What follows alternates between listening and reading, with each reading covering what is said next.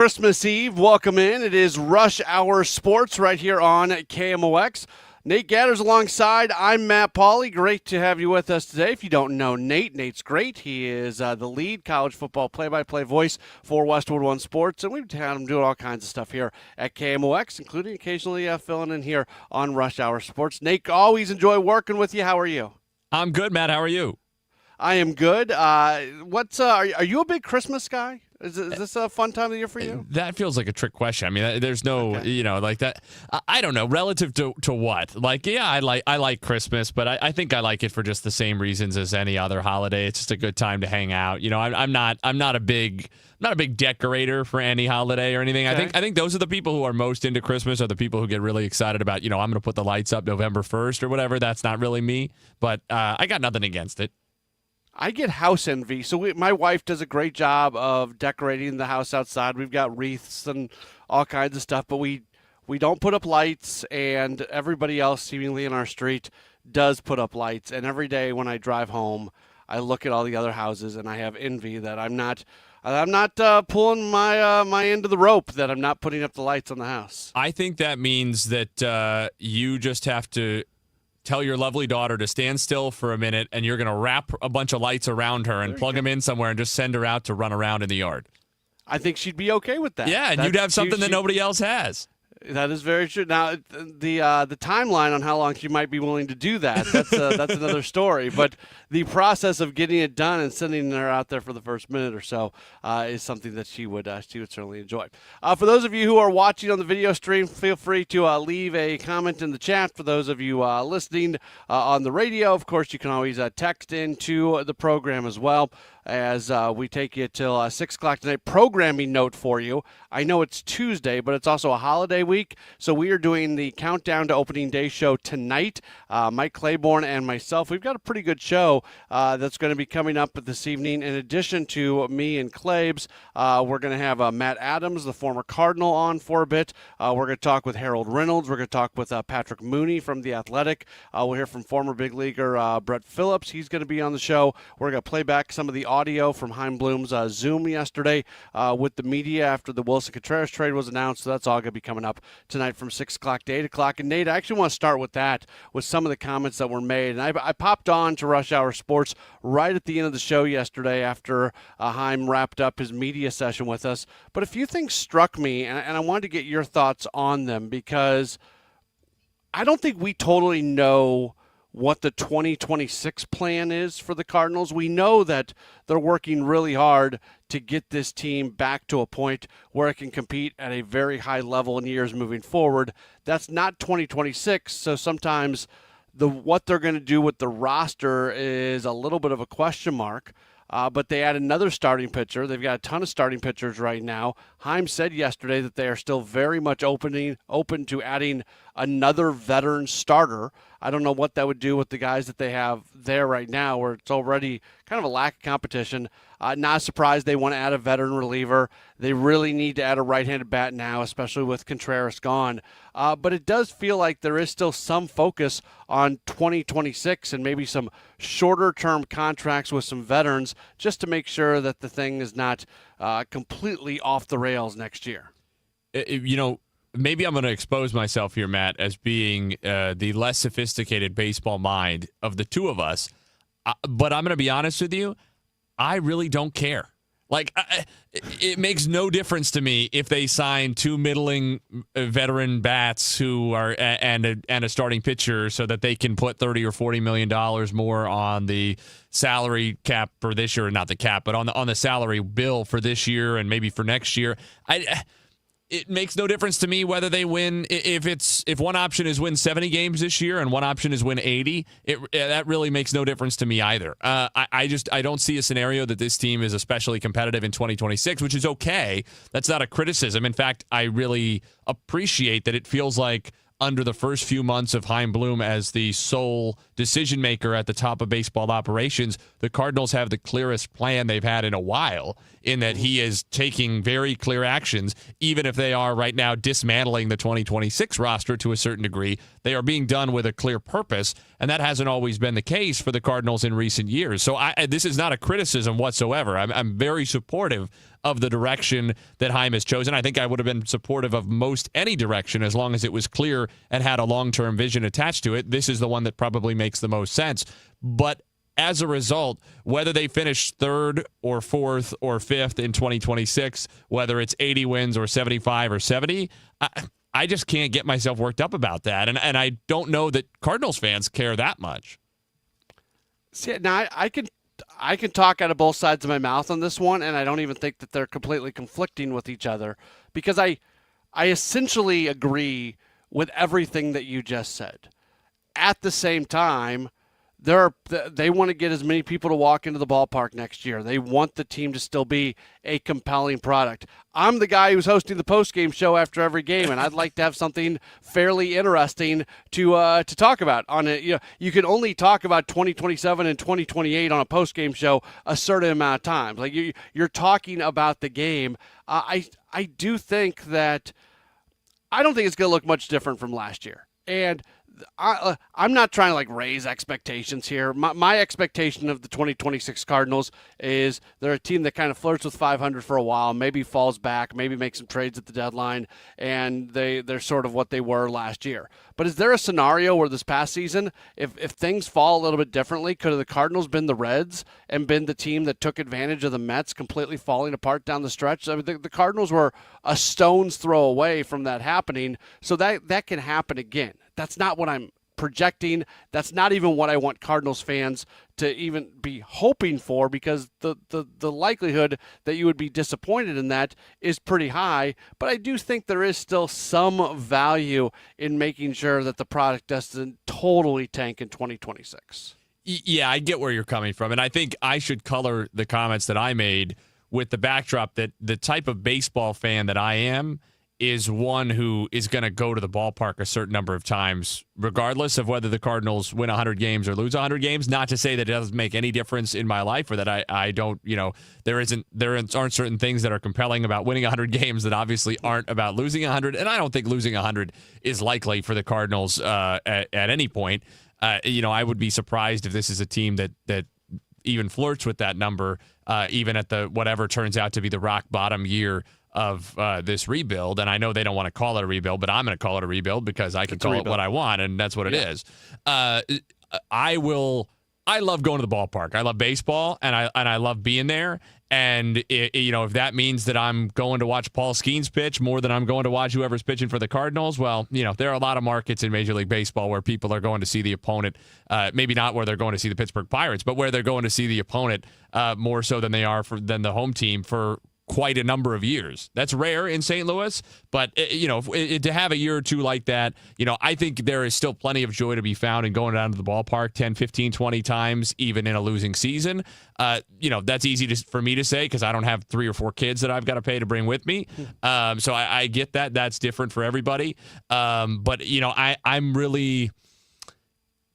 I'm somebody who loves baseball enough that I think I can survive a year or two of a lot of losing if it's ultimately serving the long-term goal that I think should be the long-term goal for all of us here, which is that the Cardinals are getting back to not just competing for and winning National League Central championships, but they're getting back to competing for and winning pennants and World Series. And that should be the goal. And ultimately, if for a team in the market of size of St. Louis and that's spending money at the rate that the Cardinals are right now and seem inclined to do for the foreseeable future, you're just not going to get good without getting bad. Or very, very few teams can get good without getting bad. Yeah, the question is, have they already been bad, and when does it start to curve back in the other direction? Again, I don't think this is the year where that happens, but I also don't completely rule out that possibility, in some part because of actually the starting pitching, which I think is really an interesting thing. So we'll go ahead and take a break right now. When we come back, I want to specifically talk about Chaim Bloom saying that they could still be looking for more starting pitching, look at who's already here and try to figure out how that's going to work out, how that impacts 2026, and also why they might be doing what they're doing in terms of 2027, 2028, and beyond. We'll do that next. This is Rush Hour Sports on KMOX. KMOX, celebrating 100 years. Presented by Purina, your pet, our passion. Now, a KMOX pioneer. Long before modern broadcasting took shape, Franz Laux became the very first full-time play-by-play announcer at KMOX and one of the most influential voices in early American radio. Beginning in the 1920s, Laux brought Cardinals baseball to life with his detailed storytelling that connected fans across the Midwest. His national broadcasts for CBS, including multiple World Series, helped cement KMOX as the home of big league baseball on the radio. There goes a drive. Looks like it might be pretty close to the wall. It's taken out there in right field for the third out. A true pioneer, Franz Laux laid the foundation for every great sports broadcaster who followed and helped build KMOX into the sports voice of St. Louis. Franz Laux, a KMOX pioneer. If you're drowning in IRS debt and can't afford to pay, then you need to take advantage of special IRS tax programs that are available and free yourself from IRS collection efforts once and for all. Due to the financial hardship consumers are facing throughout the country, the Internal Revenue Service has made it easier to settle delinquent tax problems. An open phone line has been established by Community Tax for consumers to call and see if they qualify. Take down this number or store it in your cell phone, but call the Community Tax Helpline at 800-269-3454. If you owe back taxes to the IRS and cannot afford to pay them back, or even if you have years of unfiled tax returns, there's no need to fear anymore. But you have to call the Community Tax Helpline today at 800-269-3454 for the help that you need. Don't take on the IRS alone. They can attack your wages, savings, pension, home, and even your Social Security check. Call 800-269-3454 for your free consultation and to see if you qualify. That's 800-269-3454. Hey, it's Debbie Monterey, and can you believe it's already the holiday season? While most people are thinking about lights and gift lists, a lot of homeowners are also wondering if now is the right time to sell or if they should wait until the new year. So I'm here with Gloria Liu from Your Home Sold Guaranteed Realty. Gloria, what should sellers be thinking about right now? Great question. Even during the holidays, serious buyers are still out there, and with fewer homes on the market, sellers actually face less competition. When we get into the new year, listings start to spike and competition rises. But that's never a problem for my clients because I guarantee to sell your home at your price and time frame, or I will buy it myself. Whether you want to move now or after the holidays, we'll make it smooth and stress-free. That's why Gloria Liu is the trusted choice for St. Louis home sellers. Call 314-325-6888 or visit GloriaHasTheBuyers.com. From all of us, happy holidays, and here's to your next move being your best one. Gloria and seller must agree on price and possession date. Traffic from the MichaelsFlooringOutlet.com Traffic Center. Well, we still got our jam downtown, but it looks like traffic's moving a little bit better westbound on 64. This traffic report's a service of the Sandberg Phoenix Law Firm. We had a crash west of the stadium. It's jammed back past Route 3, almost midway between 3rd Street and Route 3 on westbound 64, so pretty tough traffic there. Westbound 64 on the Missouri side. Hampton headed out through Bellevue, slow. Still some heavy traffic down the hill. Clarkson into the valley. After that, it's really no big deal. Highway K from Feisey, Laura Hill down to 364. A lot of volume both ways. 170 both ways between the Parkway and 64 is busy right now as well. Manchester, Mason out through Baxter, and then out there around New Baldwin, Clarkson. There's a lot of traffic running there. Lindbergh between Mueller and Union Road. Southbound Telegraph south of 255 down through Yeager is pretty backed up. Southbound 55 itself has cleared out from downtown all the way down to Jeffco. So is southbound 270. Westbound Highway 70 looks like it's in great shape, just a little busy at 61. Eastbound 70 is a little slower to City. North 170 from Scudder up through to 270 is off the pace. I'm Roger Brand at the MichaelsFlooringOutlet.com Traffic Center.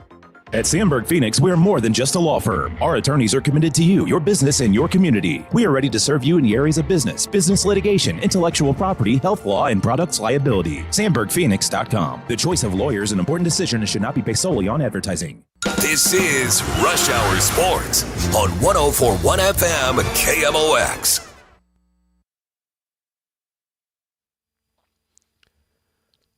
Back at it on KMOX alongside of Nate Gatter. I'm Matt Pauley. It's great to have you with us as we take you till 6 o'clock, and then that's when the Countdown to Opening Day show is set to get rolling right here on KMOX. Hopefully you'll stay tuned for that as we get you all set for Christmas. Nate, I'm a little confused. Not confused, but I'm curious. I'll go with curious. I am curious what starting pitching is going to look like for the Cardinals this year. And again, kind of your point, does it matter that much for this year? But when you look at who the Cardinals have and the moves that have been made, it feels like the for sure spots in the rotation, barring injury, are Dustin May, Matthew Liberatore, Michael McGreevy, and Hunter Dobbins, who they just acquired. So that's 4 guys. They also went out and got Richard Fitz, and I would think he would have every opportunity to make this club. They have talked extensively about stretching Kyle Leahy out and how excited they are about him as a starting pitcher. Andre Palante still around. Feels like in many ways he's kind of an afterthought. And one of the narratives has been that Quinn Matthews would be given every opportunity in the world to make this club out of spring training. I don't know if that's even a thing anymore. So that's how it is right now. And Chaim Bloom yesterday is talking about the fact that they may still go out and add another veteran starting pitcher. They say you can never have too much starting pitching. After the health that they had last year, they are incredibly unlikely to have anything close to that kind of health this year. But that's a lot of guys and not a whole lot of competition right now in the starting rotation. Yeah, not to sound like I'm just repeating something similar to what I said in the last segment, but I got no interest in a veteran starting pitcher. Like, I want to see those guys pitch. I want to see the younger, projectable guys pitch. That's it. They have enough of those guys already. If they were to have a rash of injuries, a Palante can still be plugged in there. But as you talked about, they've got, 7 or 8 viable starting pitchers as it is, all of whom are under 30 years old, some of them younger than that. I just don't want to block any of those guys from innings. And if that means one of those guys pitches to a 6 ERA over 150 innings this year, fine. Then you don't want him in your plans in 27 or 28 or whatever it is. I don't, the beauty of having a season like what 2026 is going to be for the Cardinals is that you can commit to opportunities for people. You don't have to have those conversations on May 15th of, do we need to bail on this guy because he's going to crush our chances at the wild card. Now, to your point, if the Cardinals were to somehow end up in a situation where in August, kind of along the lines of the conversations we were having this year, to be honest, if they were to end up middle of the season or getting into the back third of the season in a situation where they were within striking distance, maybe then you have that conversation because you don't ever want to just be blasé about an opportunity to make the playoffs, right? But if we assume that it's not going to be that kind of season for the Cardinals, then let's really go all in on getting innings to these guys. Let's not just talk about it. Let's do it, especially because I don't think that giving a bunch of innings to Matthew Liberatore is somehow sacrificing the chance to win games, nor do I think would that be the case giving a bunch of innings to May or to Dobbins or even to some of the guys who you get down to beyond that. I think you can. It's not as though any of these guys are pitchers that are lousy, right? The reason that you're giving them these opportunities is because you think they could be contributors on this team if and when the Cardinals are in a position again to compete. And I want to know exactly what those guys are before that time.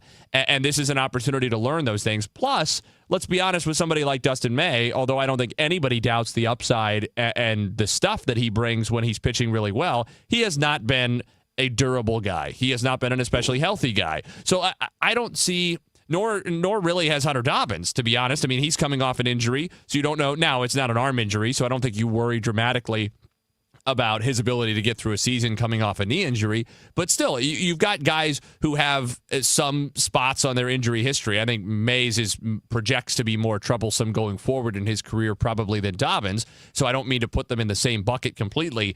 But it wouldn't be a surprise at all if 7 different guys or more can start double-digit games for the Cardinals this year, right? I mean, there will be starts out there, so let's get them to those guys. I'm not that worried about the logjam they have right now, but if they start bringing in guys in their 30s just to have them, all of a sudden now you're creating an unproductive logjam. Yeah, I'm with you, and like Jose Quintana's name has been mentioned. If they go out and bring in Quintana on a 1-year deal, is there value in having a veteran guy in there to help young guys navigate through a season? okay, but when you weigh that against the value of having another guy starting every fifth day, I think you can make the argument that you just made that there's more value there. Yeah, hire him as a coach at that point. If you want him that bad, bring him in as a coach. Yeah, look, we had this conversation 2 years ago when they brought in Matt Carpenter and all these guys about how they needed, a different vibe in the clubhouse. Like, I don't buy that. Bring in players because they perform well or they have some sort of value on the field. It's not the other thing. But they are also in a situation where if Dustin May pitches well and the Cardinals are completely out of it, you're able to spin that off at the deadline, and then all of a sudden you're bringing more talent in. So if some of these signings that they make this year or acquisitions that they make this year do have that underlying thought of, hey, if this guy can perform well, whether it's a pitcher or a position player, and it can result in more talent coming in at the trade deadline, I would not be as averse to that idea. Do you think it's possible, just based on the names that you rattled off there, the six before you get to Quinn Matthews, that they decide to go with a six-man rotation for substantial stretches of the season just because that's how the roster lines up? Yeah, it's a really interesting question, and I like six-man rotations for the most part because I think you can get more length out of your starters. The year that Corbin Burns won the Cy Young Award in Milwaukee, they went with a six-man rotation for the entire year. Burns pitched really deep into games, but he didn't have a ton of innings because he didn't start as many games. They are really worried about overusing pitching this year. Every single time they talk about a relief pitcher, they talk about the idea of having guys in the bullpen that can provide multiple innings. So I wouldn't be shocked if they go to it, but it also can, if all of a sudden you get a few short starts, you can be backed up in the bullpen, especially if you're carrying a Rule 5 guy like they selected. We'll talk more about that coming up in a while. We'll also discuss through our thoughts on the Chiefs staying in Kansas City but moving out of Missouri, and we'll talk some college football beyond that. It's all coming up on this edition of Rush Hour Sports on KMOX. 'Tis the season, and Quick Trip is turning your phone into the gift that keeps on giving and giving and giving with QT's Holidays. From now till the end of the season, when you open the QT app, you'll automatically get one free gift per day. We're talking classic QT treats like coffee, pizza, or donuts, ready to make your taste buds sing carols of joy. Plus exclusive deals from your favorite brands. With a new surprise waiting for you every day, your phone will be stuffed with more treats than your stocking. QT's Holidays. Open the QT app for your daily gift. This holiday season, when you get them Steel, batteries are included. Buy select battery tool sets and get a free extra battery. Visit SteelUSA.com for gift ideas and seasonal savings. Happy holidays from Steel. Offer valid for a limited time only at participating dealers while supplies last. At 5:30, it is a cloudy sky. Right now, 59 degrees downtown at the Arch. This news update is sponsored by Michael's Flooring Outlet, the flooring experts, michaelsflooringoutlet.com. Highways and airports are busy. Nick Chabaria of AAA's St. Louis office tells MissouriNet more than 122 million people in the U.S. are traveling at least 50 miles this holiday season through New Year's. The one advantage you have with the year-end holidays, say compared to Thanksgiving like we just experienced, is that travel period is a little bit more spread out, over 2 weeks. So you don't have everybody in the airports, on one or two specific days. The statewide average for a gallon of regular unleaded gas in Missouri is $2.50, 20 cents lower than compared to 1 year ago. Holiday gatherings also mean winter viruses begin to tick up. St. Louis County Health Director Dr. Kanika Cunningham says they are seeing an increase in viral infections across the board. Right now, a lot of the guidance is around all three of the respiratory viruses, so flu, COVID, as well as RSV. She recommends staying home if you are sick and getting your annual flu and COVID vaccine. Sean Malone, KMOX News. It can be hard to avoid all the sweets and the rich foods this time of year. Registered dietitian Michelle Wilson of Brands Nutrition says telling yourself to be good and have none of it might backfire. You might accidentally be a little too strict and have this restrict binge cycle that accidentally happens. So then we see this big pendulation between I'm not going to allow myself to have any of these things. And then your body naturally craves something like carbs, for instance, and then you swing into having a whole bunch of carbs. Oliver Properties continues to invest in the Washington Avenue corridor of downtown from 10th to 18th Streets. Alex Oliver tells KMOX they've plunked down $120 to $130 million in acquisition and renovation capital. The built environment was great along Washington Avenue. historic buildings. They'd already been renovated within the last 20 years. So we're dealing with relatively modern systems and infrastructure, but they've just been kind of gone by the wayside. People weren't reinvesting in them for almost 20 years, and certainly not for the last 5. Oliver says the interest in their affordable apartments has been tremendous, placing a new tenant every other day for about 18 months, and he expects their big food hall on Washington Avenue to open next summer. From the Salika Heating and Cooling Weather Center for tonight, lots of clouds. Overnight low 44 degrees. For tomorrow, could have some spotty drizzle, otherwise just cloudy, high 65. Christmas Eve night, a few sprinkles, low 55. And Christmas Day, we've got some clouds, a little bit of sun, mild with a high of 68 degrees. Right now, downtown at the Arch, we've got clouds at 59. I'm Michael Calhoun, KMOX News. Hey, Missouri, if you haven't heard by now, FanDuel Sportsbook is live here in the Show Me State, and they're kicking things off with an offer that is really tough to beat. So right now, new customers can bet $5 and then get $300 in bonus bets. Whether you win or lose that initial $5 bet, you get those $300 bonus bets either direction. And it doesn't matter what you're choosing. Whether it's football, basketball, hockey, you can bet it all on an app that is safe, secure, and super easy to use. I've been on it since the app launched years ago. I just couldn't play in Missouri until now. Now I get to, and you can too. So download FanDuel today or head to FanDuel.com/Missouri to join in on the excitement, because Missouri, it's time to play your game with FanDuel. Remember, 21 and older and present in Missouri. Gambling problem? Call 1-800-GAMBLER. First online real money wager only. $5 first deposit is required. Bonus issued as non-withdrawable bonus bet that expires 7 days after receipt. Restrictions apply. See terms at sportsbook.fanduel.com. It's easy to feel apprehensive about getting screened for cancer or to just keep putting it off. But Siteman Cancer Center wants to remind you how important it is, especially after the age of 40, and they also want you to know how easy it is to get it done.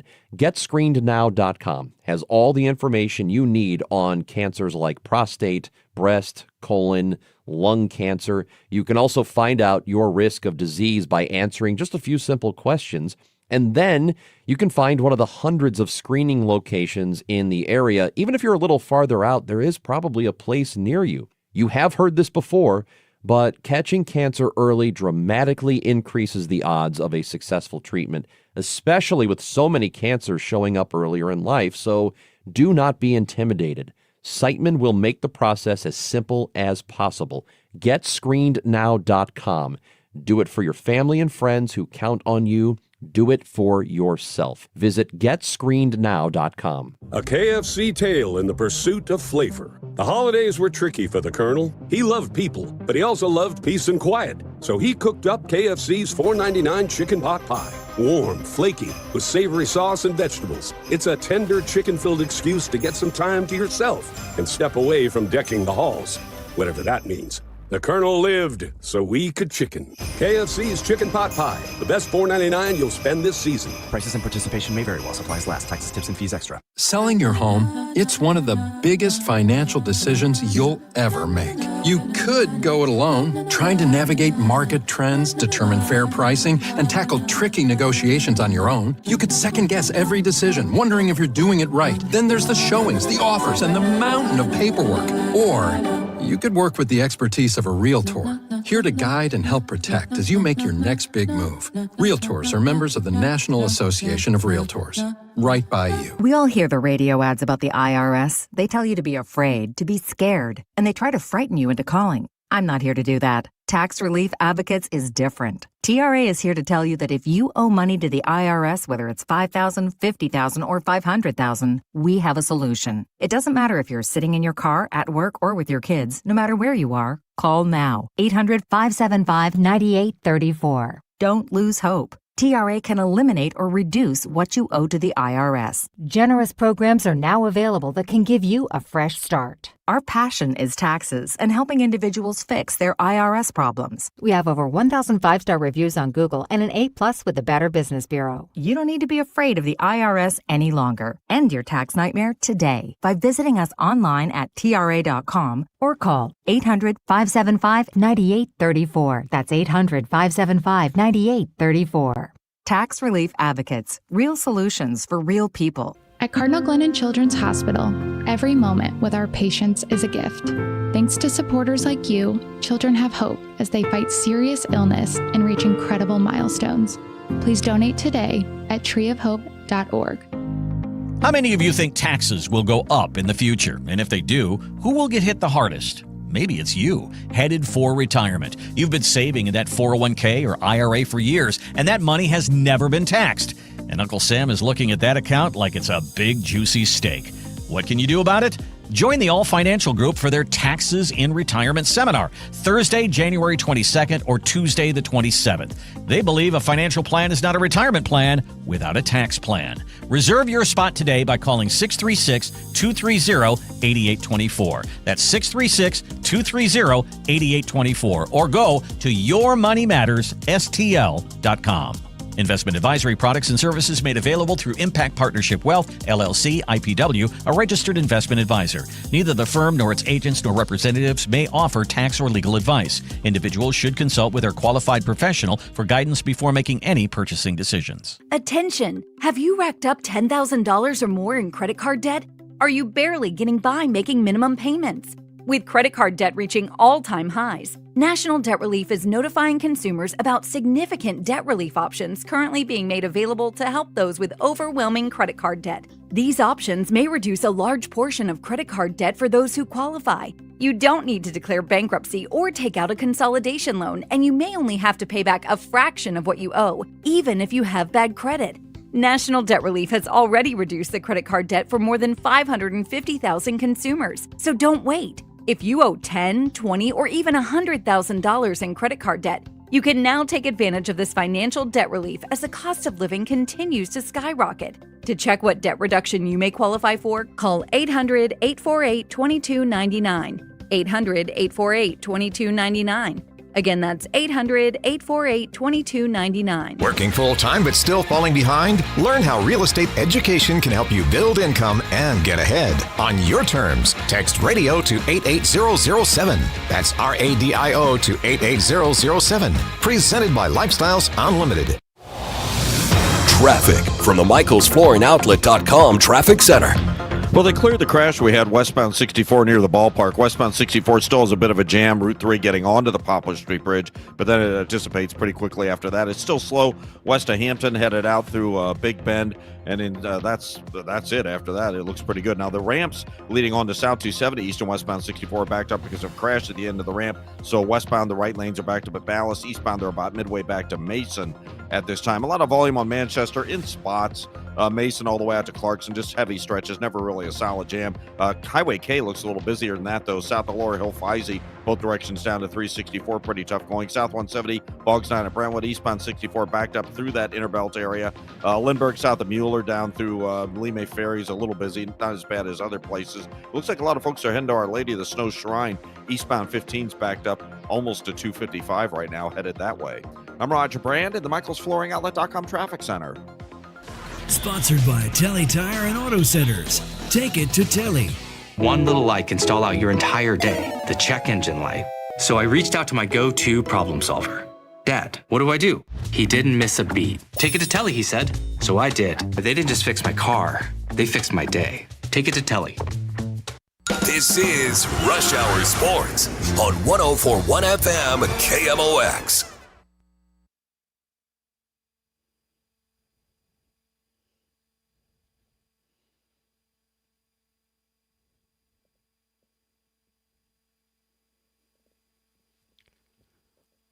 It is Rush Hour Sports here on KMOX alongside of Nate Gatter. I'm Matt Pauley. Great to have you with us. We take you for another 20 minutes, and then we've got the Countdown to Opening Day show this week on a Tuesday. We'll do that next week as well, with it being holiday weeks, not having it on Christmas Day and New Year's Day. We'll do it tonight. And again, Mike Claiborne and myself will have you for that coming up in just a little while. We're going to move away from the baseball talk for just a bit. We found out yesterday, Nate, that the Kansas City Chiefs would be moving across state lines, a very interesting situation where they're not moving cities, but they are moving states. So in many ways, that actually, I feel like, has an impact on St. Louis more than it has an impact on Kansas City, unless you live in like Blue Springs, where it was a 5-minute drive to Arrowhead, and now you're going to have to drive 35 minutes to get over to the other side of Kansas City. I talked about this with Rachel Zimmerman a little bit last hour. I'm interested to get your thoughts. St. Louis has largely become part of Chiefs' kingdom after the Rams left. There are a lot of people who really dislike the NFL and dislike Kansas City and have taken offense to that. But you walk into any store on a Sunday afternoon, you're going to see a lot of people wearing Chiefs gear. The TV ratings, the radio ratings, everything for it shows that there's a ton of Chiefs fans. I think people were able to rationalize it as, well, that's the team in this state and the other side of the state. I'm really curious to see if the move to Kansas is going to have an impact on St. Louis Chiefs fans. Matt, I don't want to discredit any Chiefs fans in the St. Louis area who have been Chiefs fans for a long time, but I suspect that the Chiefs missing the playoffs and potentially this Chiefs roster getting into sketchy territory over the next few years as they try to manage the cap is going to do a lot more to contribute to a decline in Chiefs fandom in St. Louis than moving a few miles over a state border. I think people can find a way to rationalize whatever they want, but I think a losing record turns TVs off a lot quicker than a move across state lines. You might be right. I don't have like an opinion on this because I guess I don't totally understand the motivation. I like the Chiefs. Like I always, when people are critical of St. Louis sports fans who are also Chiefs fans, I always defend the St. Louis sports fans. The Rams left. You had to find a team, and it just so happened the team on the other side of the state was really, really good. So to your point, if they're not really, really good, are they still your team? I don't know. I mean, this is a good football market. We all know that. This is a market that supported NFL football, would continue to support NFL football if given a team and had ownership. That was not what the Cronkies were doing. There's people in St. Louis that want to support a team, and it's turned into the Chiefs. And I don't know if all of a sudden, if they start losing more games and aren't a playoff qualifier every year, if, to your point, if that's going to turn people off, or if the decisions have already been made and it's going to have to create another inflection point to change fandom. And my question is them moving out of the state of Missouri another inflection point? I get the sense from you that you don't feel like fans in St. Louis actually care whether they're in the state of Missouri or the state of Kansas. No, certainly I don't think they really do.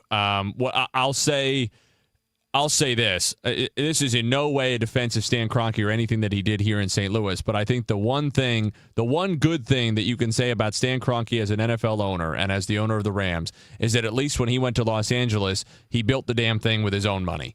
He didn't go out there and beg, right? The Broncos, they're not begging for money for their new stadium. For the Hunt family, given the amount of money that they have, the amount of equity that they have in the Chiefs, relative to the financial situation of the middle class in this country and their average fan, to ask for this much money, shame on them. And for the state of Kansas to give it to them, even more shame on them.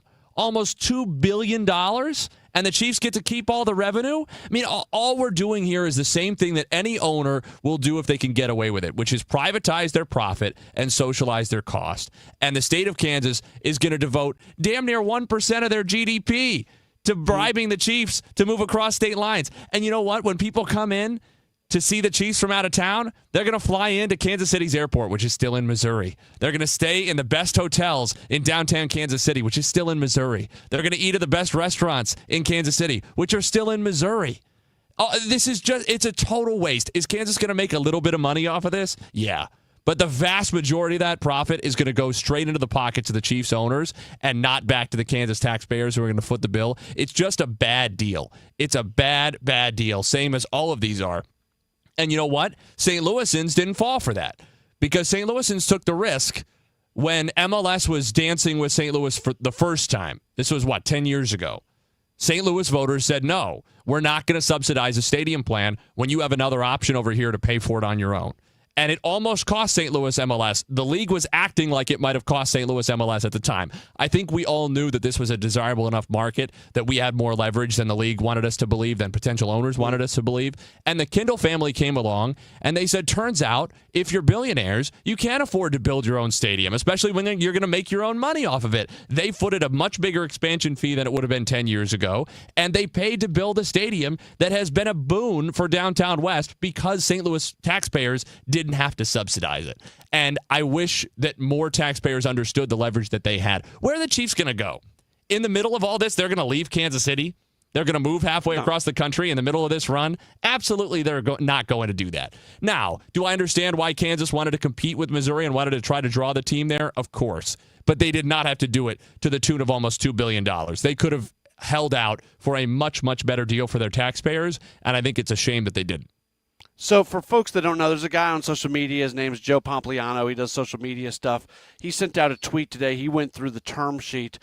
So I read from his tweet. It says, Kansas is essentially giving the Chiefs $3 billion between stadium funding, mixed-use development funding, and tax incentives, yet the state is getting nothing in return. The Chiefs get to keep 100% of revenue from all stadium activities, including ticket sales, concessions, sponsorships, naming rights deals, PSLs, and more that applies to NFL games and all other events that happen in the venue.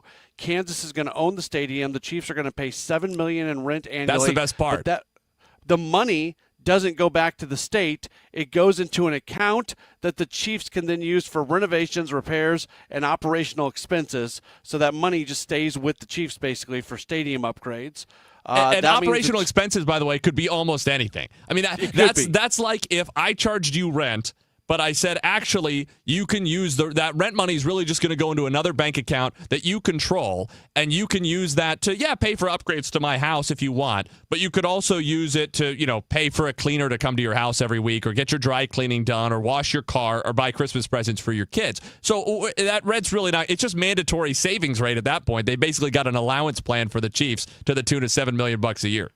Yeah, so stadium security, parking staff, concessions vendors, they could all come out of that money, which is wild. And then another part of this that has come out here just over the last few moments, because there's a large swath of land where the tax money is going to be coming out of. There's other areas where they're trying to figure out how they can contribute. And one of the there was a memo that was put out that said Wyandotte County and the city of Olathe officials now have the opportunity, Nate, to approve an ordinance to pledge local incremental general sales tax within the Star Bond project area to the project. State and local officials will be engaging in public in these communities to showcase the exciting benefits that this project brings. So they're going to be asking for even more money from other communities inside of the Kansas City, Kansas area. Hey, you've got the opportunity to pay for billionaires to make even more money, which they will not share with you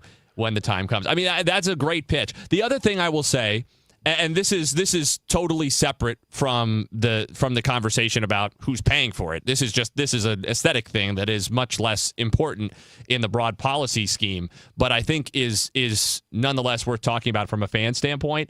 Although I understand the appeal, I think it is a real shame that we are probably 2 decades away at most from almost every team in the NFL having some version of the exact same stadium that they play in, which is just some version of SoFi, pretty much. And I get the appeal. I do. Buffalo's making an effort to try to do something that's a little bit different. But how far are we away from Lambeau Field being the only outdoor stadium left in the NFL? And hopefully that doesn't go the wrong way too. I'd be surprised if it does. I'll say this. I called the Bears-Packers game at Soldier Field on Saturday night. And that rivalry in that environment, Soldier Field is far from the nicest stadium in the NFL. But I was with Ryan Leaf, he was my analyst, and he was walking down on the field, and he came before the game, and he came back up to the booth, and he said, I get what people say about Soldier Field. I get why my wife's favorite stadium is SoFi, because it's convenient and clean and beautiful. As a player, as somebody who really loves football, too, even if you were never a football player, let alone at the top level, there's a feeling that big games, especially big games between historic Midwestern rivals like the Bears and the Packers, should be played on a gridiron environment like Soldier Field. Imagine every NFL Films video you watched as a kid if all those games were played at SoFi Stadium. Imagine that. How does it affect that? Imagine if the ice ball was played inside. How does that change the narrative of that game? It's just one of another many great competitive games in the history of the NFL. It doesn't stand out on its own in a way that is unique and gives it a name that makes it last for generations, right? We are homogenizing. We are homogenizing the sport. That's Nate Gatter. I'm Matt Pauley. We'll take a break and we'll wrap up the show in just a moment here on KMOX.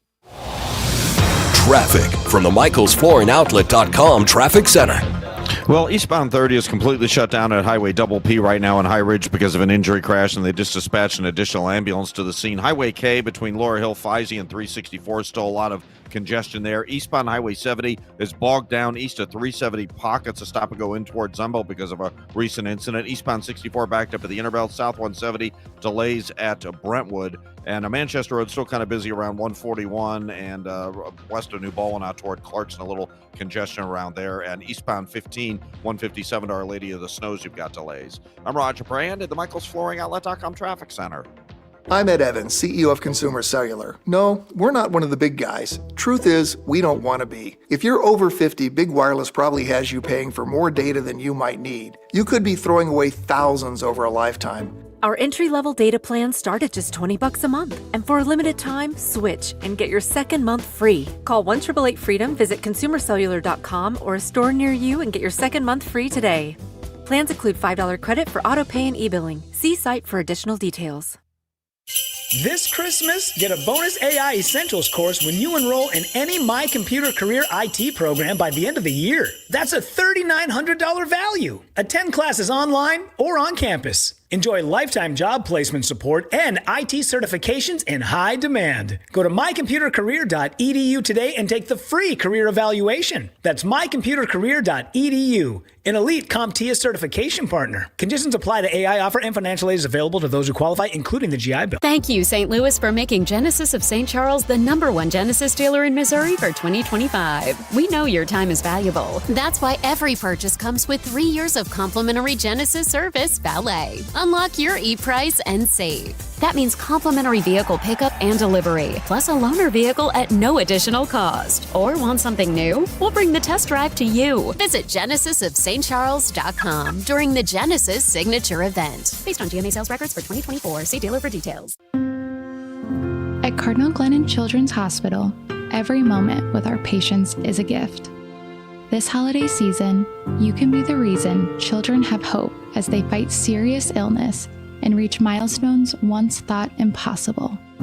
Your gift provides life-saving care to those who need it most.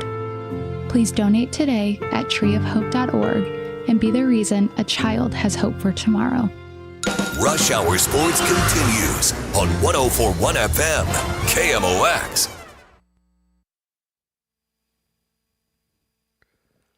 Just a couple minutes left on this edition of Rush Hour Sports. We'll get to, we've got tonight, it's countdown to opening day. Mike Claiborne and myself will have you at 6 o'clock to 8 o'clock. Nate Gatter is alongside. Nate, I always try to get some Mizzou stuff in when you're in. So just over the next moment or so, do you like the hiring of Chip Lindsey as the new offensive coordinator for Mizzou football? I don't love it.